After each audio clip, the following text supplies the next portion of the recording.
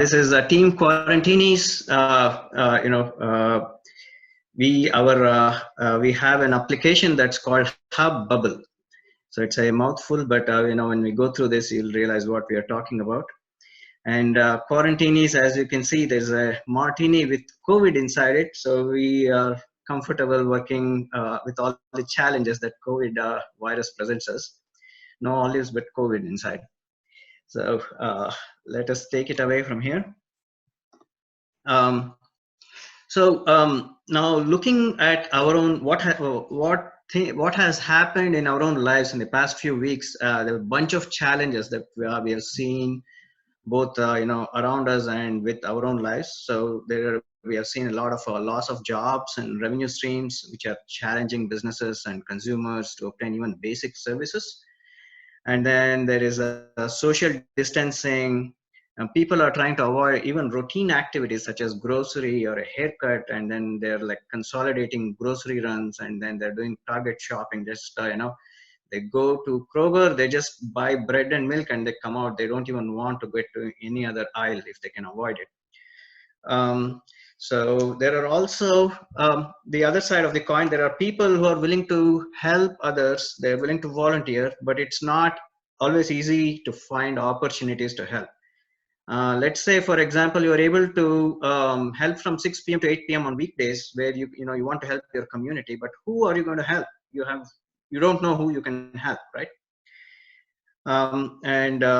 Also, organizations are looking for donors and help, but like for example, there could be an urgent care next door to you.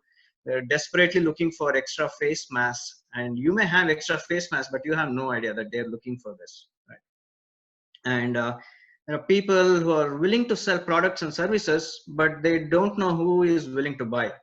So for example, let's say I have my parents in Florida. They're willing to pay somebody to actually get groceries dropped off at their doorstep. And they have somebody who is right next door who is willing to do it for a fee, but they never connect with each other. So this connection does not happen. So there's no collaboration here. So, and maybe in the last couple of weeks, you may have actually faced it yourself. I mean, your neighbor, let's say, just did a grocery run and then went to Kroger, got milk. They could have brought you bread, but you never knew this was happening. And then, like I mentioned, then you have 5 extra face masks, and does the nurse who is next door to you, does she need them? So, there's in this special situation that we are in, there is a big need for some kind of a tool that can help collaborate and then connect all these people. I mean, there is so many opportunities for people who want to volunteer or want to sell some things or services. And there are people who are looking for help, and then we just need to connect them and then make this a easier sail through during this situation. So Hub Bubble, which is our attempted solution to this, tries to address this issue. Now, what is Hub Bubble? Now, if you look at this, it's an innovative solution. So there is somebody who is needing help. On the top left, you see that this guy is thinking, okay, I need some help. I want to get, let's say I want to buy some hand sanitizers or something like that. He needs some help. We don't know what it is. Then what he does is he just puts his request in Hub Bubble for something that he's looking to do. And there is this dude down below who has a lot of free time, and then he can pretty much do anything we ask him to do. Look at his face. So he can provide help, and he also is able to put in his availability to help, or a product or a service or something he's selling or willing to volunteer. He puts it in the same place, and then what our software does is it matches the provider of the service to somebody who needs help, right? So the provider receives the request, he or she accepts and starts processing the request, and the user request is completed and the request is closed, right? So this is the collaboration. And on the right side, you see how this is also a value add, a commercial model, right? So it's a freemium model where the application itself is free for all users. Both providers and requesters can download it, and then as long as you're providing free service or looking for a free service, it works for free. If you want to be a little more, effective, like you want to help your parents in Florida by finding somebody who is near them to actually, help them out, then we can charge you a one-time app download fee, so you can support unrestricted location access. The first year, it only supports your local area. And the third tier, which is commission based. So you want to sell something, yeah, that is fine. So we'll charge a 5% fee if you want to sell something, and then, Plasma will make that money. Okay. So let me move on unless there are any questions on this slide. Okay.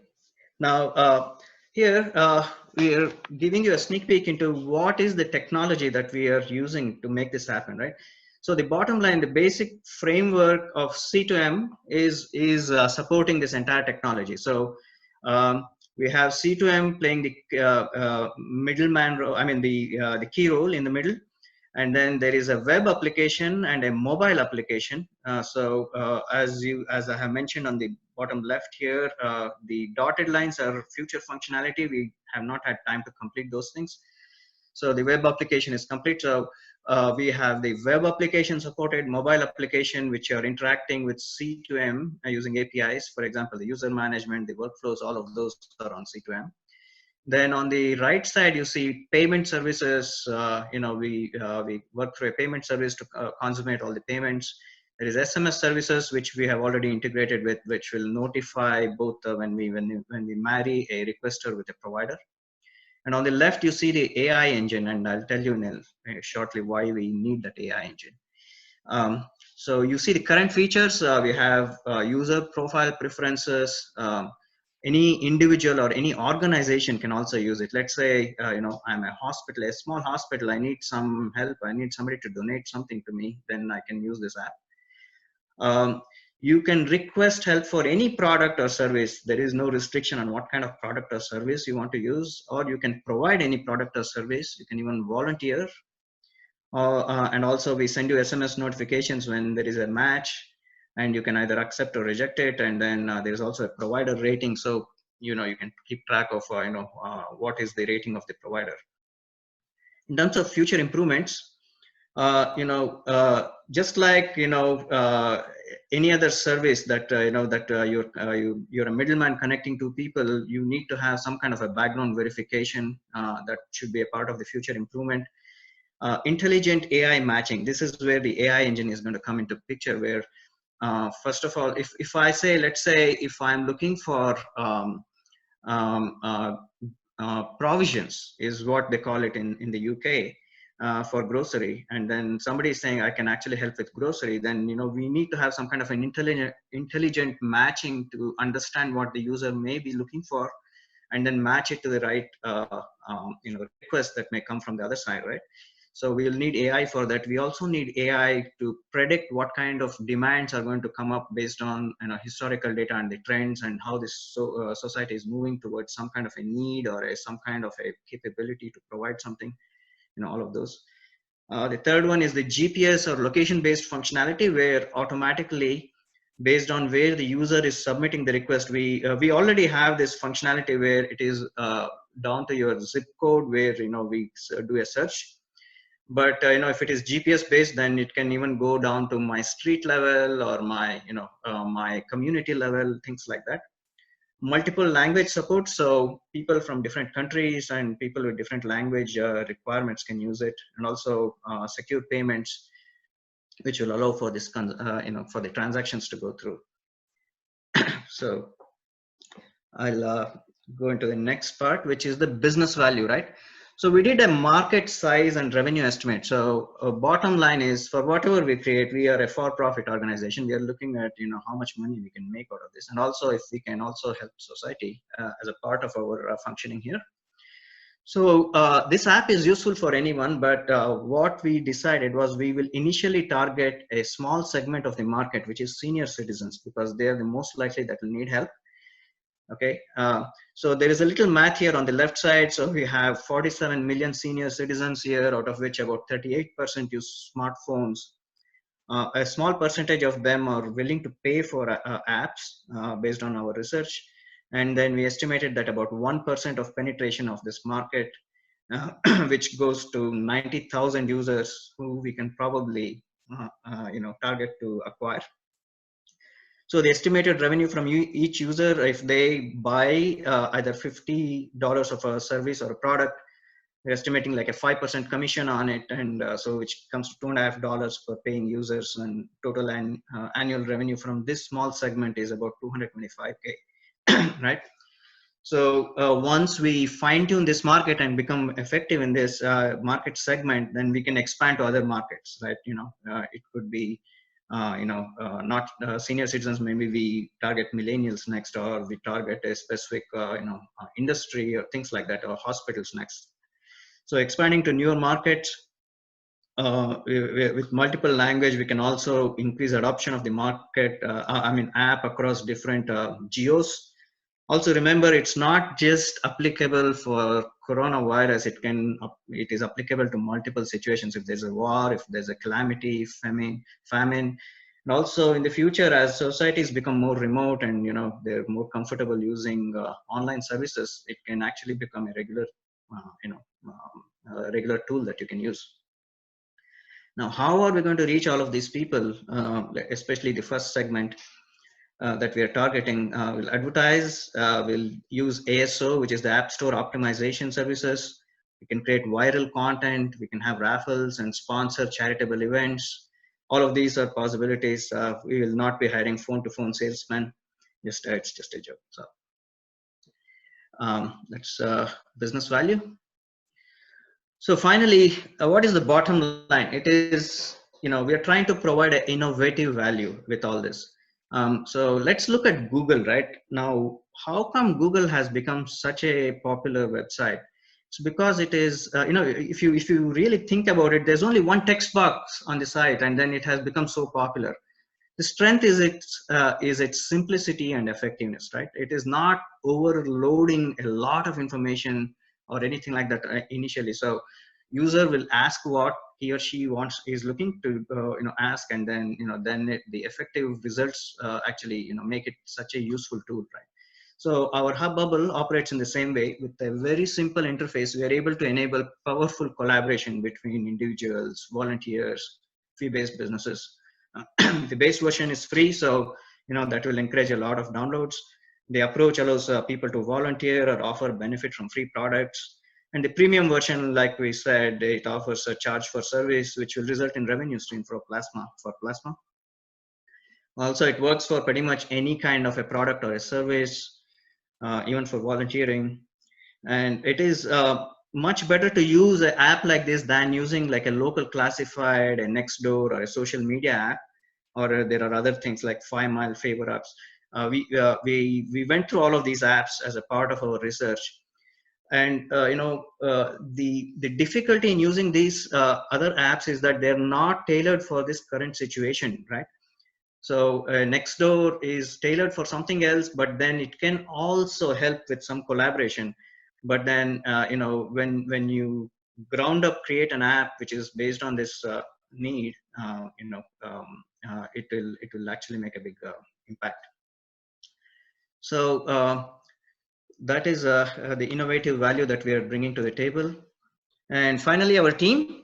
Before we jump on to the actual demo, we'll talk about who all. It's the 5 of us: Vicky, Tamar, Kendall, Salim, and myself, Mahesh. So Vicky was the development. He was in charge of developing the front end of the screens, the UX, the functionality, user management, overall app development, all of Vicky's stuff. Tamar, business and analysis, data design and creation, slide deck design and creation, video and competing platforms research. All of that was Tamar's area. Kendall is the master of application UX design. So she spent a lot of long hours through late nights and early mornings to complete that, the layouts, the graphics, video storyboarding. I was involved in the development of the concept, doing some market analysis and coordination between all of our team members and supporting their activities. And Salim the king of the backend. So he was the he developed all the backend functionality, the databases, creation of that, workflows, integration with C2M, design, and the front end API, all of this. So this time, what we can do is we can jump to the to demo the application. We'll show how it is built out, and then after that we can start taking questions. I'll stop sharing. Salim, if you could please share your screen.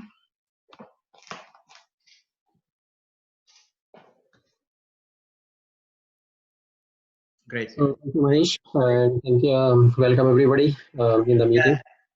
So thank you, Salim. Yeah, we can see your screen. So let me go over this thing. So here there are we can start off with the signing screen. Where we'll show that you can actually this is the splash screen. You can actually sign in and then or register yourself. We'll go into the sign in. So all of these are enabled by standard C2M platform features, which really helped us a lot in making sure that with a very short time frame we were able to develop this. In fact, all of our team members were like really inundated, but we could pull this off because of C2M and team. Yeah, let's log in. So here, so essentially this hub bubble has two things. One is either you are able to provide you need some help, or you can provide some help. Those are the only two possibilities with this collaboration situation, right? So here, when you come into the app, you can say, okay, I need some help, or I can provide help. So let's go into I need some help. So here, again, going by the Google kind of design, we want to keep it as simple as possible. Just tell me what help you need with you need. So for example, you can say, I want to pick up grocery and I want somebody to deliver it. And then all you do is you type in whatever you're looking to do, and then you submit the request. So what the system does is in the back end, it is looking at all the people who are able to provide help in this area. So there is one guy called Mahesh Ramu who has given this I'm willing to pick up grocery in Valley Ranch area and deliver within 1 mile. So if I like this, I can actually look into more details by clicking on it, or I can actually I can actually go and look for somebody else who is going to do it. So here you can see that I'm the details of this person, Mahesh, who has actually put this provider request. So he's willing to pick up grocery. He's going to charge $5 per hour, and he can work on weekdays between 3 to 4 p.m. and the listing expires in 1 day. So one important aspect of this whole development was the fact that all these pieces of information that we are collecting in this collaboration platform, they need to expire sometime very quickly, because it has to expire in 2 days, 3 days, 1 week. Otherwise you'll have really old requests, people who are no longer providing that service or who don't need that help. They may their data, we don't want it to remain. So the moment you want to put in anything into the system, it will ask you, how long do you want to keep this? So we will not allow people to have it more than like 3 days or 5 days, 7 days, like that. So this listing is going to expire in 1 day. So you have two options. You can either cancel out and then you can go back and look for another person, or you can accept the offer. If you accept the offer, what the system does is it will contact Mahesh, and then it will send him a text saying that, hey, this person who just logged in, we have his information because of his user profile. So this person is looking for help, and then from there they can talk to each other, text each other, whatever they want to do. It's all outside the platform. We just connected these two people, right? Now, if we go back, Salim, please. So Mahesh, we are at 20-minute mark, so we need to keep like 10 minutes for the judges. So if you guys can take 2-3 minutes to go over the rest of their presentation. Sure. So let's say we'll put another face. Let's look for mask. So I want to give you an example where there's more than one user, for example, right? So if you're looking for face mask, let's say, so you search for face mask. So what it will do is it's now going and searching all the people. So Salim, for example, is willing to sell face masks. So so that is this is the part where you are requesting for help. Now let's go back home and then let's look if you want to provide a service. So we'll do that very quickly, and then we can wrap this up. So I can provide help. So this is also a very simple simple screen. So it will tell you, it will ask you what help are you willing to provide. So this is where you type in, okay, I can sell face masks or things like that, and then you can type in how much do you want to charge. Maybe it is $5 per box, or it is like $2 an hour, whatever is the unit that you want to put in, you can put in. You can tell them whether you're willing to work on weekdays, weekends, and what time zones, and what times you can work, and how long you want to keep your listing active, things like that. And you can also the my offers, that link, it is like, if you have listed 4 or 5 things that you can do, then you can go look at the list of things that you want to do, you're willing to do, and then you can either delete them or you can continue. So let me stop there. There is one more piece of functionality, but I think we'll stop there, and then we'll open it up for questions. If if we have time later on, we can cover that other last piece. So Mahesh, if you can also highlight which technologies you used there. So going back to the basic framework, the C2M workflows is the basic framework on which we have built it. So there is a API engine that is connecting the C2M system to the web app, which can also, those APIs can also be used for a mobile app. So we have used, for example, the user management, workflows API, all of those are on the back end. On the front end, we have used .NET. And I'll let Vicky and Salim talk about any more details on the technology if they want to share. Yeah, so this whole application is built on the workflow system, and then we are using the workflows API. So here is our data model that is there, and then means to completely expire the listings, we are using the workflow system again in there.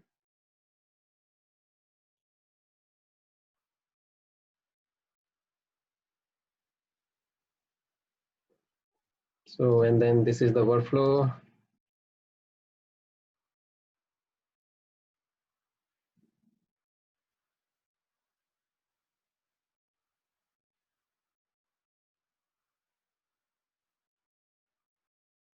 So this is my workflow, and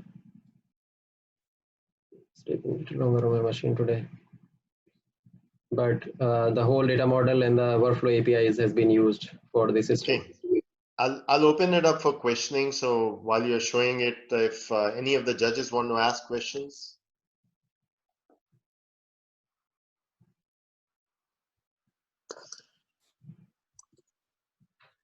So, yeah, I have a few questions.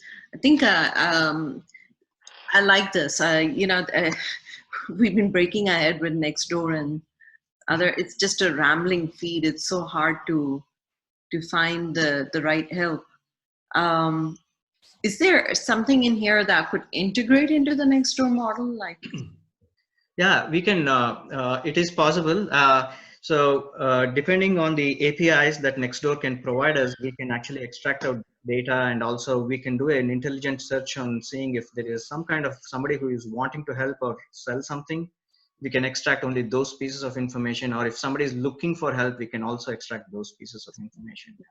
But if you don't complete the transaction on your platform, because you said they could text and connect outside of the app, that's something that Uber does really well. You can't really get to the personal information of the driver itself. It's not like you can just call them and say, why don't you just come pick me up? I don't want to go through the Uber app. Right. So this one, we designed it mostly as a social service app, in the sense that we are only connecting people. So if we want to consummate when transactions, when it becomes a revenue stream, obviously we are more interested in not letting go of our possible revenue opportunity, and we have to put in some. So I agree with you. We have to put in some more borders at that stage when revenue becomes a main consideration. Oh, right. So actually what I see is this is very much like, I like the design, the simple design, especially for senior citizens. It's like the TaskRabbit Yes. design, right? The company out of New York, it was actually purchased by IKEA 2017, 18. So even though your revenue may show a small upside, but in terms of like Nextdoor coming and acquiring it and things like that, that has a very high potential of a takeover. So that's I like how it's concise and the design is really nice, and especially the TaskRabbit style of thing, saying I need help, I'm ready to give help. Like Right, exactly. TaskRabbit focuses a lot on services, which is really good, and I love TaskRabbit as well for that reason. Here, if you want to volunteer, you want to provide a product also, several things. I mean, or you could be looking for donors, for example. Right. Yeah. Right now, we don't have a platform where we can find the right volunteering opportunities. It's really hard. You have to go through a lot of hoops. And same with Nextdoor, same with trying to sell on Facebook. There's several apps to try and sell now. So what you're doing is you're actually aggregating several things into one. Right. And also, it is a commercial value also with this innovation of keeping it simple, because there is a revenue stream, and then we have analyzed that also as a part of this whole thing. Very nice. All right. Any other questions, judges, Cats? Yeah, I have to echo. I really like the design, simple design, but I'm trying to understand, how that will differ. Maybe your database of services, from company like Angie's List. Angie's List helped me to find a handyman. So, is there something that you guys can differentiate? Maybe it's your integration with all these platforms out there, or maybe the way that you guys offer more personal experience. Because like Angie's List, what I don't like is so commercial. Is that something that you guys are thinking of, and how you differentiate yourself from all the other service providers? Right, absolutely. So Angie's List, definitely it is more commercial oriented. It is kind of similar to TaskRabbit, except Angie's List is only for mostly for rating people, right? So if you want to sell a product or provide a volunteering service, it is a little tricky to use something like Angie's List. But you're absolutely right. So what we need to do, based on what you and Rashmi are already indicating, is that we need to have API feeds gathering information from these external platforms, so we can get that all together into this application, and then make it even more effective, and then with more participation from other people. I think one of the things which I got was that what you guys are trying to do is reduce the social distances created. Right. Now your neighbor can help you. Exactly. Yeah, like the next door. To the point is that you don't know what the neighbor is needing. Right. This can help you to close the distances. The distances are growing, right? Absolutely, yeah.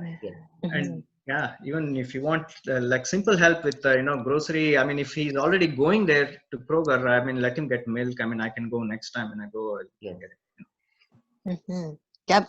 Yeah, very nice. Thank you. Yeah, thanks. Any other questions?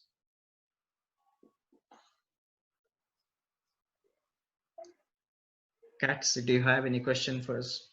No, but yeah, this is a very good idea and the simple UX. Yeah, I like it. But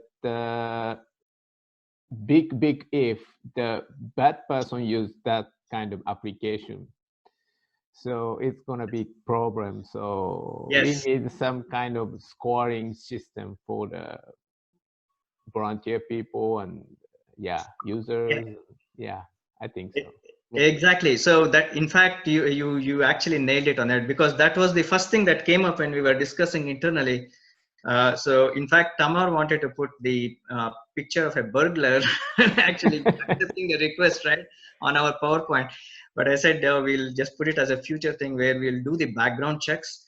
And that is the same issue that is being faced by anybody, like TaskRabbit, for example, where you can get somebody who can do your woodwork in your house, for example, but they don't know if this guy could be a burglar, right? Yeah.